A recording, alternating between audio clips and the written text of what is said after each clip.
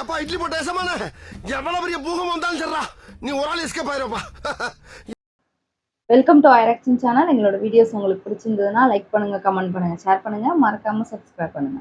Okay, இப்போ என்ன video பார்க்க போறோம்? டைட்டில் டாக்ஸ் அவங்க சேனல்ல தான் பார்க்க போறோம். ஹாரிஸ் ஜெயராஜோட தக் லைஃப் வீடியோ தான் பார்க்க போறோம். பார்க்கலாமா? ஹே கைஸ், இசையை பொறுத்த வரைக்கும் என்னுடைய குருநாதர் ஹாரிஸ் ஜெயராஜ். இன்னைக்கு நம்ம இசை மின்னல் மெலடி கிங் ஹாரிஸ் ஜெயராஜ். எனக்கே ரொம்ப ஆர்வமா இருக்கு. வாங்க வீடியோக்குள்ள போகலாம். 2005ல ஏஆர் முருகதாஸ் டைரக்ஷன்ல வந்த படம் தான் கஜினி. அந்த படத்துக்கு ஹாரிஸ் ஜெயராஜ் சார் தான் மியூசிக் கம்போசர். தமிழ்நாட்டில் Ghajini super hit movie. Songs எல்லாமே ஆல்பம் நல்லா இருக்கும்.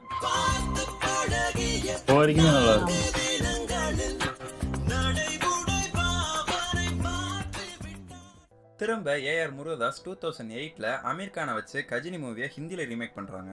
சொல்ல போனா ஹிந்தியில எடுத்த கஜினி மூவி ஒரு பிளாக் பஸ்டர் ஃபிலிம். ஆனா ஹிந்தி கஜினி ஃபிலிமுக்கு ஹாரிஸ் சார் மியூசிக் பண்ணல. ஆஃப்டர் 3 இயர்ஸ் அப்புறம் 2011ல ஏஆர் முருகதாஸ் ஏழாம் அறிவு அப்படின்னு ஒரு படம் டைரக்ட் பண்றாங்க. அந்த படத்துக்கு நம்ம ஹாரிஸ் ஜெயராஜ் சார் தான் மியூசிக் கம்போசர். அப்போ ஏழாம் அறிவு சக்சஸ் மீட்ல ஹாரிஸ் சாருக்கு மைக் கிடைச்ச உடனே ஃபர்ஸ்ட் பாலே 6 அடிச்சிருப்பாரு. இயக்குனர் முருகதாஸ் அவருக்கு முதல்ல என்னோட நன்றியை தெரிவிச்சுக்கிறேன். ஏன்னா முதல்ல அவர் தமிழுக்கு வந்ததே ஃபர்ஸ்ட் நன்றி சொல்லணும். அவர் அப்படியே நம்ம படித்த பட்டதாரிகளாம் அப்படி அமெரிக்கா போயிடுறாங்களோ அதே போல நல்ல டைரக்டர்ஸ்லாம் இந்திக்கு போயிடுறாங்க. பட் ஸ்டில் அவர் அங்கே போயிட்டு அந்த வெற்றி எவ்வளோ பெரிய வெற்றியை பார்த்துட்டு தமிழுக்கு வந்ததுக்கு முதல்ல அவருக்கு நன்றி தெரிவிச்சுக்கிறேன். உண்மைதான், உண்மை. எல்லாமே வந்துட்டாங்க. புகழ்றாரா திட்டாரா? என்னை அறிந்தால் ஃபர்ஸ்ட் லுக் ரிலீஸ் ஆன அப்புறம் ஜெயா டிவி 2015ல டைரக்டர், மியூசிக் டைரக்டர், ரிலீஸ்டிஸ்ட் எல்லாருமே கூப்பிட்டுருப்பாங்க. அப்போ அந்த ஷோ இன்டர்வியூல அந்த ஆங்கர் ஹாரிஸ் சார் கிட்ட ஒன்று கேட்பாங்க, உங்களுக்கு மாஸ் சாங்ஸ்க்கும் ஒத்து வராதா? அதுக்கு ஹாரிஸ் சாரோட ரியாக்ஷன் எப்படி இருந்துச்சுன்னா, எனக்கா அது என்னடா சொன்னாங்க, உங்களுக்கு மாஸ் சாங்ஸ்க்கும் ஒத்து வராதா? ஏன் அப்படி கேக்குறாங்க? பின்னாடி ஏதாவது இருக்குமோ?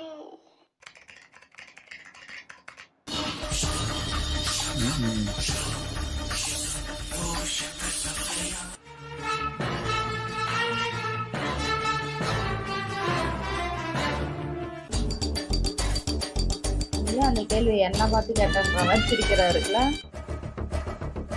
தெரியாம அவங்களுக்கு எனக்கு தெரிஞ்சு கேட்டிருக்க மாட்டாங்களா, அது தெரியாதா இருக்கு. ஏழாம் அறிவு மூவில போதி தர்மர் 6th செஞ்சுரி சைனால வந்த டிசீஸ் இருக்கிற அந்த குழந்தைக்கு ஃபுல்லா குணப்படுத்தி திரும்ப அவங்க இடத்துக்கே கூட்டிட்டு போவாங்க. அப்போ தி ரைஸ் ஆஃப் டோமோ அப்படின்னு சைனால ஒரு சாங் வரும்.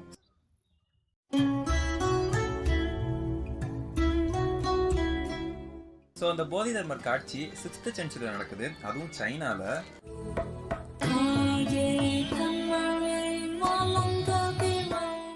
இந்த ஒரு சாங்காக தலைவன் என்னென்ன பண்ணியிருக்காருன்னா, ஹாரிஸ் ஜெயராஜ் சார் சென்னையில இருந்து ஃப்ளைட்டை பிடிச்சி சைனாக்கு போயிட்டு அங்க இருக்கிற பல மியூசிக் ஷாப், இன்ஸ்ட்ருமெண்ட் கடைக்கெல்லாம் போயிட்டு எனக்கு 6th செஞ்சுரியில் இருக்கிற இன்ஸ்ட்ருமெண்ட்லாம் வேணும் இருக்கான்னு கேட்டிருக்காரு. அதுக்கு அவங்க அதெல்லாம் வேண்டாம், இந்த கிட்டாரை பாருங்க, நேத்து வந்தது நல்லா இருக்கும் அப்படின்னு சொல்லியிருக்காங்க. இல்ல இல்ல, எனக்கு 6th செஞ்சுரி சைனீஸ் இன்ஸ்ட்ருமெண்ட் தான் வேணும் அப்படின்னு சொல்லியிருக்காங்க. அப்புறம் ஹாரிஸ் ஜெயராஜ் சாருக்கு 6th செஞ்சுரி இன்ஸ்ட்ருமெண்ட்லாம் ஏலத்துல கிடைக்கும் அப்படின்னு தெரிய வந்திருக்கு. அந்த ஒரு பிளேஸ்க்கு தலைவன் நடந்தே 11 கிலோமீட்டர் போயிருக்காங்க. அங்க போனா மில்லியன்ஸ்லாம் உட்காந்துருக்காங்க. அவங்க கூட எல்லாம் போட்டி போட்டு ஏலத்துக்கு 6th செஞ்சுரி இன்ஸ்ட்ருமெண்ட்லாம் வாங்கிட்டு திரும்ப இந்தியாக்கே வந்துட்டாரு. ஹாரிஸ் சார் வாங்கின இன்ஸ்ட்ருமெண்ட்லாம் என்னன்னா ருவான், குல்ஜான், கோட்டோ அப்படின்னு 3 இன்ஸ்ட்ருமெண்ட் வாங்கியிருக்காங்க. இது எல்லாமே 6ஆம் நூற்றாண்டு இசைக்கருவிகள். சரி, 6th செஞ்சுரி இன்ஸ்ட்ருமெண்ட் வாங்கியாச்சு, இதை வாசிக்க ஆள் வேணுமே. இந்த 3 இன்ஸ்ட்ருமெண்ட்டுமே ஒட்டஞ்ச பழசா இருந்துச்சா, அது எல்லாத்தையுமே ரிப்பேர் பண்ணி ஹாரிஸ் சார் ஸ்டூடியோல வீணா வாசிக்கிற மியூசிஷியன் கிட்ட கொடுத்து 2-3 மாசம் அவங்க கத்துக்கிட்டு ஏழாம் அறிவு படத்துல வர அந்த சைனா சீக்வன்ஸ்க்காக 6th செஞ்சுரியில் நடந்த சிச்சுவேஷனுக்கு 6th செஞ்சுரி இன்ஸ்ட்ருமெண்ட்டை வச்சு மியூசிக் கம்போஸ் பண்ணியிருக்காங்க.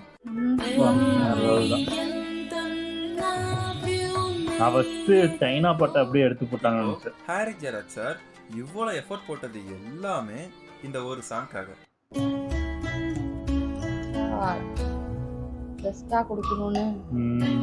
நல்லாதான் இருக்கும். போதி தர்மன் காலகட்டத்தில் இருந்த இசைக்கருவிகளை வச்சு போதி தர்மனுக்கே மியூசிக் போட்டிருக்காரு நம்ம Harris.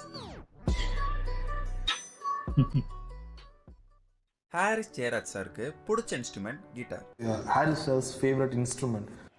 I started with guitar. I think I like guitar. So அவருக்கு இசை மேல ஆர்வமே கிட்டார்ல இருந்து தான் ஸ்டார்ட் ஆயிருக்கு.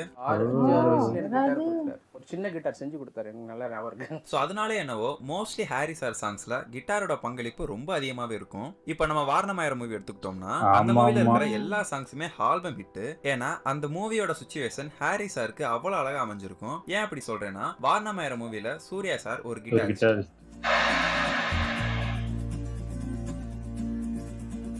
எல்லா பாட்டும் பயங்கரம். My first instrument was guitar.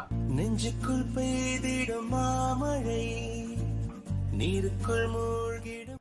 Harry Jayaraj sir இது வரைக்கும் அவர் மியூசிக் டைரக்ட் பண்ணதுலே அவருக்கு பிடிச்ச ஆல்பம் எதுன்னு தெரியுமா? நீங்க கம்போஸ் பண்ண ஆல்பம்ஸ்லயே உங்களுக்கு க்ளோஸ் டு த ஆர்ட்னு ஒரு ஆல்பம்னு அது சொல்லுங்க. ஒண்ணு கூட கிடையாது. என்ன கொடுமை இது. திரும்ப அதே இன்டர்வியூல இன்னொரு கொஸ்டின். ஹாரிஸ் ஜெயராஜ் சார் ஒரு நாள் சிஎம் ஆகிறாரு. ஸோ அப்போ செய்ய போகிற முதல் விஷயம் என்ன, முதல் கையெழுத்து என்னவா இருக்கும்?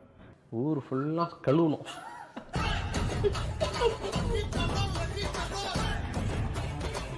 என்ன இந்த ஃபர்ஸ்ட் லுக் இன்டர்வியூல கௌதம் மேனன் டைரக்ட் பண்ற எல்லா படத்துலயுமே ஹீரோஸ் கையில காப்பு இருக்கே ஏன் அப்படின்னு ஜிவிஎம் கிட்ட கேட்டா அதுக்கு தக்க ஹாரி சார் ஒன்று சொல்லியிருப்பாங்க.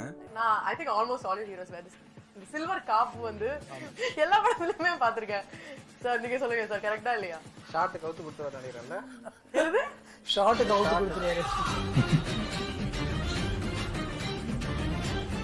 உங்களுக்கு பிடிச்ச கண்ட்ரி எது சார்னு ஹாரி சார் கிட்ட கேட்டா எனக்கு பிடிச்சது இந்தியா தாங்க. எங்கே போனாலும் இதுதான் என்னுடைய தேசம். So I'm proud and happy.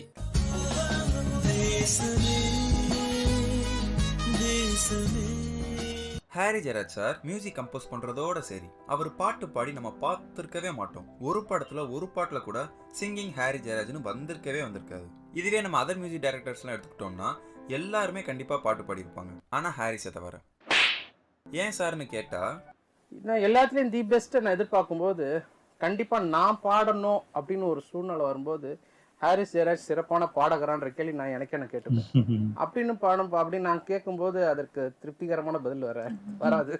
நல்ல ஒரு குரல் வளம் இருந்தும் ஹாரி சார் ஒரு பாட்டு கூட படங்களை பாடுனதே இல்லைன்னு நினைக்கும் போது ரசிகர்கள் மத்தியில் ஒரு ஏக்கத்தை உருவாக்குச்சு. ஏன்னா அது பாட்டணும் போது நான் டைம் எடுத்து அதுக்கு நான் பயிற்சி எடுத்து நான் இசையமைப்பாளர் அதனால நான் இப்படி தான் பாடுவேன் அப்படின்ற ஒரு காம்ப்ரமைஸ் மக்கள்கிட்ட கொடுக்கூடாது. ஏதாச்சும் ஸ்டேஜில் பாடுங்க சார்னு சொன்னாலும் வேண்டாம்னு சொல்லி மறுத்துருவாங்க. இருந்தாலும் தலைமை ஏதாச்சும் ஒரு இன்டர்வியூவில் சிக்கும் போது எதுக்கு சார் பாடவே மாட்டீங்கன்னு கேட்டா ஏன் உங்க படத்துல பாட மாட்டீங்க? இசையமைப்பாளன் ஹாரிஸ் வேற, பாடகர் ஹாரிஸ் வேற. ஸோ இது வரைக்கும் இந்த இசையமைப்பாளர் ஹாரிஸ் வந்து பாடகர் ஹாரிஸ் நிராகரிச்சுக்கிட்டே இருக்கிறாரு. அவர் எப்போ அப்ரூவ் பண்றாரு அப்போ பாடுவாரு. இப்படிதான் சொல்றாங்க. ஆனா இப்போ ஹாரிஸ் ஜெயராஜ் சார் அவரே பாட்டு பாடுன சாங் ஒன்று இருக்கு. எனக்கு அந்த சாங் ஒரு புதையல் மாதிரி கிடைச்சது. இப்போ ஹாரி சார் பாடுன அந்த சாங்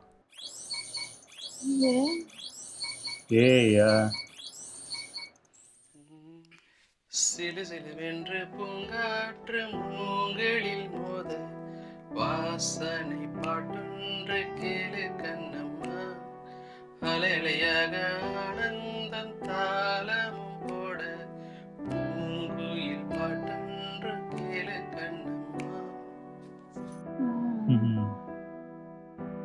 நல்லாதான் இருக்கு. இப்போ நீங்க மணமகன் சாங் சர்ச் பண்ணி பாத்தீங்கன்னா மியூசிக் டைரக்டர் ஹாரி ஜெயராஜ் தான் இருக்கும், சிங்கிங்ல இருக்காது. இந்த இன்டர்வியூல அவர் கம்போஸ் பண்ண சாங் பாடி இருப்பாங்க. Small bits. ஸோ இந்த வீடியோ கொஞ்சம் ஸ்பெஷலாக ரொம்ப நல்லா இருந்துச்சுன்னு நினைக்கிறேன். நீங்கள் லைக் பண்ணிங்கன்னா இன்னும் நிறைய பேர் பார்ப்பாங்க. ஸோ நீங்கள் லைக் பண்ணுற பர்சனாக இருந்தீங்கன்னா கமெண்ட் பண்ணுங்கள்.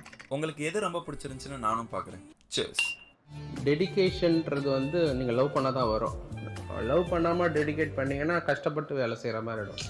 இஷ்டப்பட்டு வேலை செய்கிறது வந்து நீங்கள் லவ் பண்ணால் தான் அந்த டெடிகேஷன்.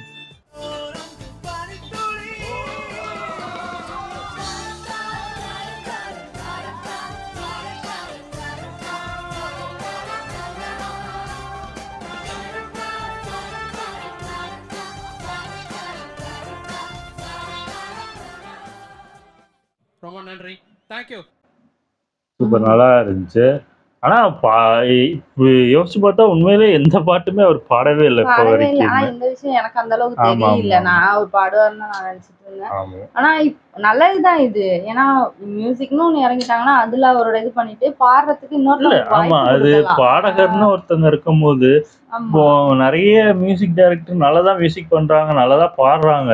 இருந்துமே நிறைய இந்த சில வாய்ஸ் எல்லாம் நம்மளுக்கு இவங்க வாய்ஸாக கேட்டால் நல்லா இருக்குமே இந்த பாட்டில் அப்படின்னு இருக்குல்ல, அதெல்லாம் அப்படியே ஒதுங்கி அப்படி கிட்டத்தட்ட இப்போ அனிருத்லாம் பார்த்தீங்கன்னா முக்கால்வாசி அந்த ஒரு 5 பாட்டு இருக்குன்னா 4 பாட்டு அவரே பாடி முடிச்சிருவாரு. ஆமா. அந்த மாதிரியே போயிட்டு இருக்கு. அது அவங்க மாறினா நல்லா இருக்கும் எனக்கு வாய்ப்பு தெரிஞ்சு. இல்லாம போகுது பாவம்.